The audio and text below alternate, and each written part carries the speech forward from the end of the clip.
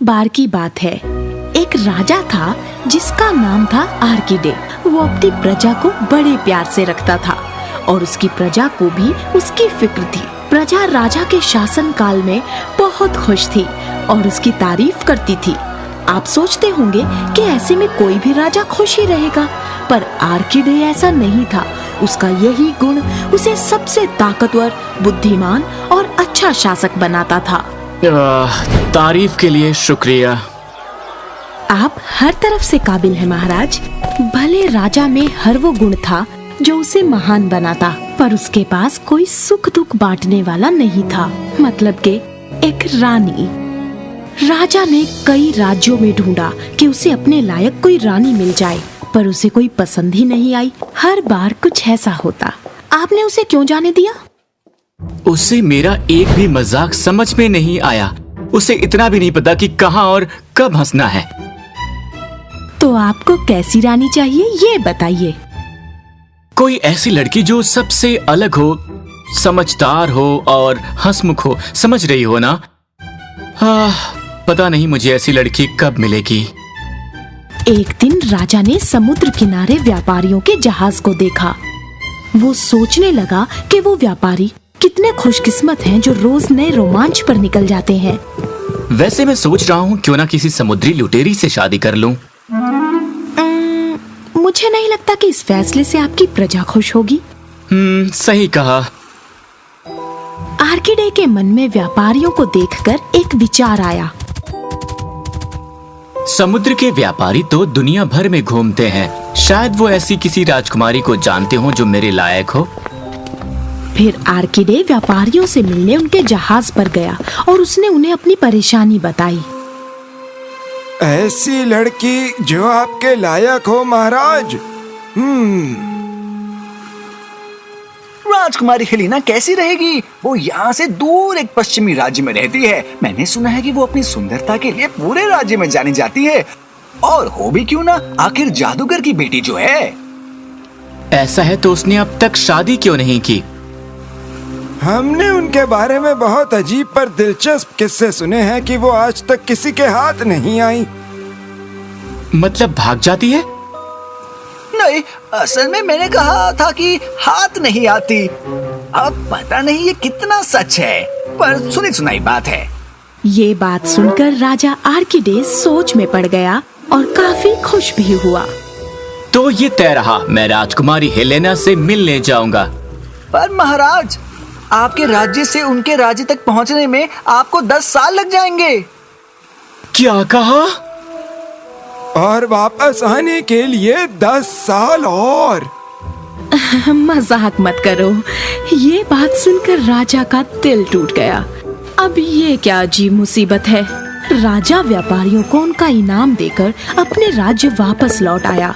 पूरे रास्ते वो गहरी सोच में डूबा रहा। उसे नहीं पता था कि वो कहाँ जा रहा है। महाराज, महाराज आर्किडे! अरे ये क्या? ये मैं कहाँ आ गया?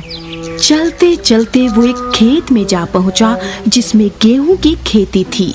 वो खेत ऐसे चमक रहा था जैसे सोने की खान।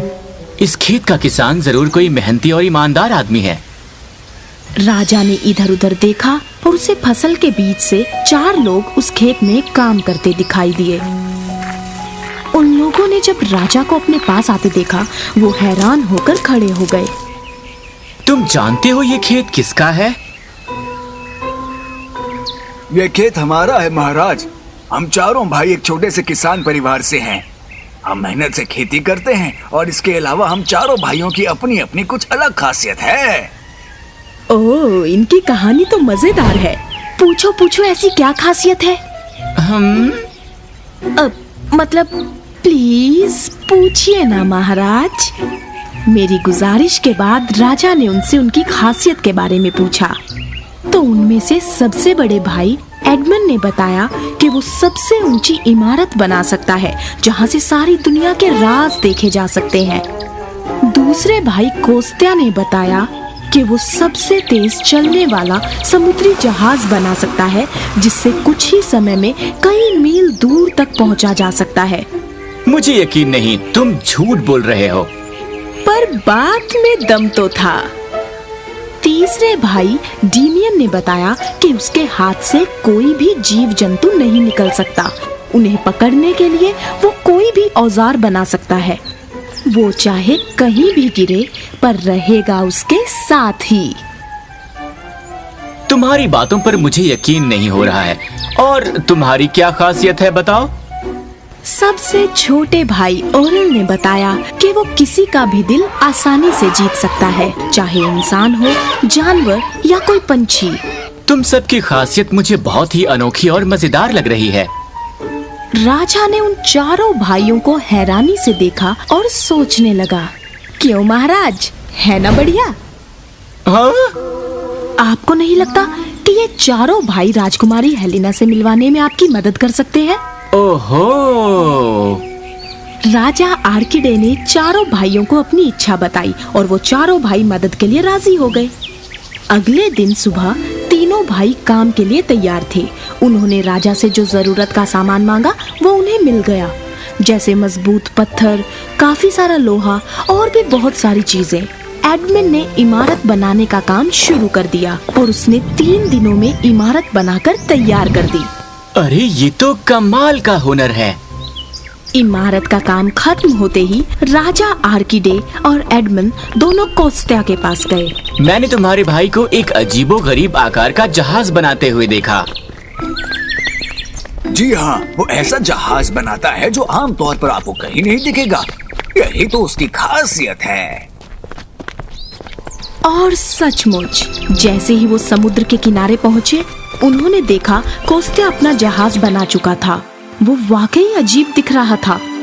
उसे देखकर कोई भी हंस पड़ता, पर राजा आर्किडे नहीं। मैंने कहा राजा नहीं। माफ करना महाराज, जहाज बनकर तैयार है। बढ़िया, चलो अब तुम्हारे तीसरे भाई के पास चलते हैं। फिर वो तीनों राजा के कारखाने की ओर चल दिए और वहाँ उन्होंने देखा कि डीमियन ने खूबसूरत औजार बनाया है। वो बंदूक की तरह चलता था, पर उसमें से जाल निकलता था। पकड़कर काम चल जाए तो मारना क्यों? वाह, इसका दिल तो बहुत ही बड़ा है ना? हाँ, लग तो मुझे भी रहा है। अच्छा एडमंड, क्या तुम अपनी बनाई हुई इमारत से राजकुमारी हेलेना को देख पाओगे? हाँ, मैंने उन्हें पहले ही देख लिया है। जब मैं इमारत से उतर रहा था तो मैंने पूर्व दिशा की ओर नजर घुमाकर देखा तो मुझे राजकुमारी हेलेना दिखी। वो बहुत खूबसूरत है, पर उनकी सुरक्षा के लिए बहुत से सैनिक वहाँ खड़े थे। तो अंदर जाना बहुत मुश्किल होगा। उनके पिताजी बहुत सख्त हैं। वो आसानी से किसी भी अनजान आदमी को अपने राजमहल में नहीं आने देते। आप कह रहे थे वहां पहुंचने में 10 साल लग जाएंगे, लेकिन मेरे जहाज से जाएंगे तो वहां 1 हफ्ते में पहुंच जाएंगे। शुक्र है, कुछ तो अच्छी खबर मिली। और डेमियन ये किस काम आएगा?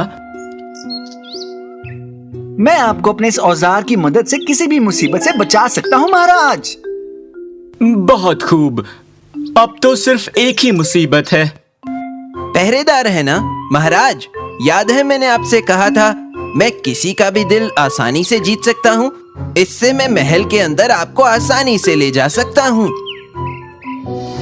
तो अगले दिन चारों भाई और राजा पूर्वी राज्य के लिए निकल गए। जैसा कि कोस्त्या ने कहा था, वो हफ्ते भर में ही वहाँ पहुँच गए थे।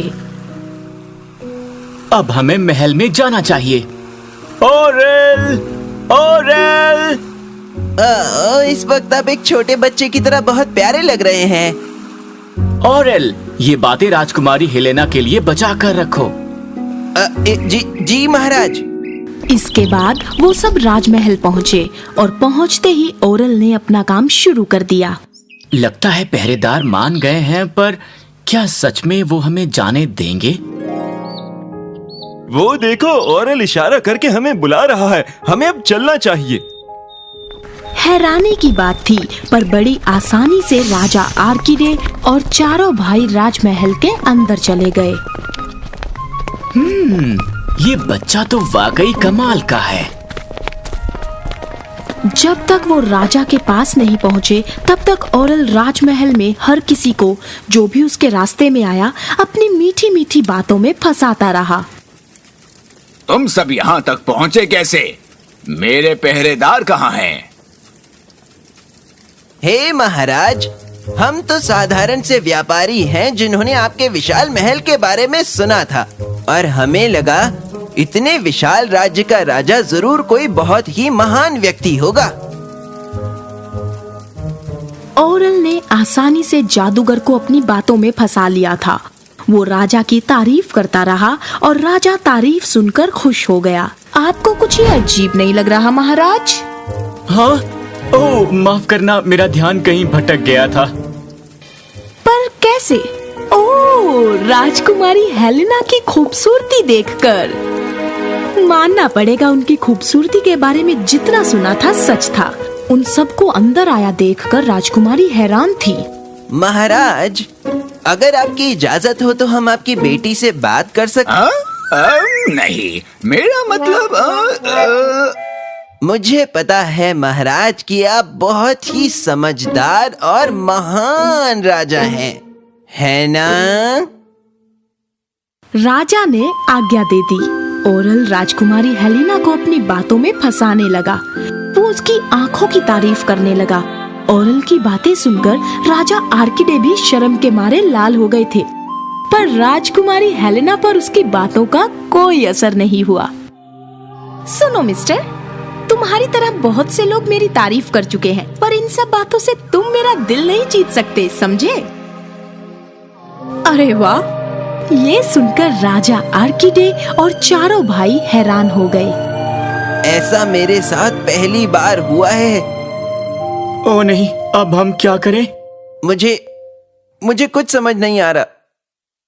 महाराज, आप राजकुमारी को सच क्यों नहीं बता देते? हाँ, सच बता दूं? पर क्या ये सही रहेगा? तो क्या आपके पास कोई और अच्छा सुझाव है? राजकुमारी हेलेना, मैं हूँ राजा आर्किडे और मैं इतनी दूर से यहाँ सिर्फ आपसे शादी करने के लिए आया हूँ। अगर आप हाँ कहें तो। सच्चाई? ये कुछ नया है। ठीक है, मैं आपके साथ चलने के लिए तैयार हूँ। देखा, मैंने कहा था ना ये काम करेगा। पर उसके लिए आपको मुझे पकड़ना होगा। ओह, पर इसका क्या मतलब है? ये आपको जल्द पता चल जाएगा। आर्किडे ने राजकुमारी की शर्त मंजूर कर जादूगर से अलविदा ली और वो राजकुमारी हेलेना को लेकर जहाज के पास पहुंचे। सब अपने राज्य के लिए रवाना हो गए। रास्ते में एक दिन राजकुमारी हेलेना राजा आर्किडे के पास आई और कहने लगी, ये समुद्र बहुत बोरिंग है, तो मैंने फैसला किया है कि मैं घर वापस जाऊंगी। घर जाने का? पर जाएंगे कैसे? उन्हें कुछ समझ नहीं आ रहा था कि तभी राजकुमारी हेलेना ने हंसनी का भेष बना लिया। अरे ये क्या? सब लोग बहुत डर गए, पर डीमियन ने चालाकी से अपनी बंदूक निकाली और उसने निशाना साधा। बंदूक चलाते ही हंसनी यानी राजकुमारी जाल में फंस गई। मुझे हंसनी दिखाई क्यों नहीं दे रही? देखो, उसने अपने आप को चूहे में बदल लिया। अब समझा वो क्यों कह रही थी कि पकड़ के दिखाना। इससे पहले वो जहाज से भाग जाए, डीमियन उसके पीछे किसी पागल बिल्ली की तरह भागा। राजकुमारी को कोई जगह नहीं मिली, इसलिए वो जहाज के किनारे आते ही कूद गई। अब वो मछली बन गई है। डीमियन भी उसका पीछा करते करते समुद्र के बिल्कुल नीचे पहुंच गया और उसने मछली को पकड़ लिया। वो मछली को लेकर ऊपर आया और राजकुमारी अपने असली रूप में आ गई। आपने आखिरकार मुझे पकड़ ही लिया। हाँ, अब तो तुम मेरे साथ रहोगी ना? हाँ, मैं आपके साथ आपके राज्य चलूंगी। अगर आप मुझे अच्छे लगे तभी मैं आपसे शादी करूंगी, अगर नहीं तो मैं अपने राज्य वापस लौट आऊंगी। मुझे मंजूर है। अरे वाह, अब आपको इन्हें पकड़ने का रास्ता ढूंढना ही होगा। इस तरह वो राजा आर्किडे के राज्य वापस लौट आए। कुछ ही दिनों में राजकुमारी को राजा से प्यार हो गया और उनकी शादी हो गई। और रही बात भाइयों की, तो उन्हें राजा ने इनाम देकर विदा किया। जब वो लोग अपने खेत वापस पहुंचे तो अपनी सोने जैसी फसल देखकर उन्हें लगा कि वो उनके लिए काफी है।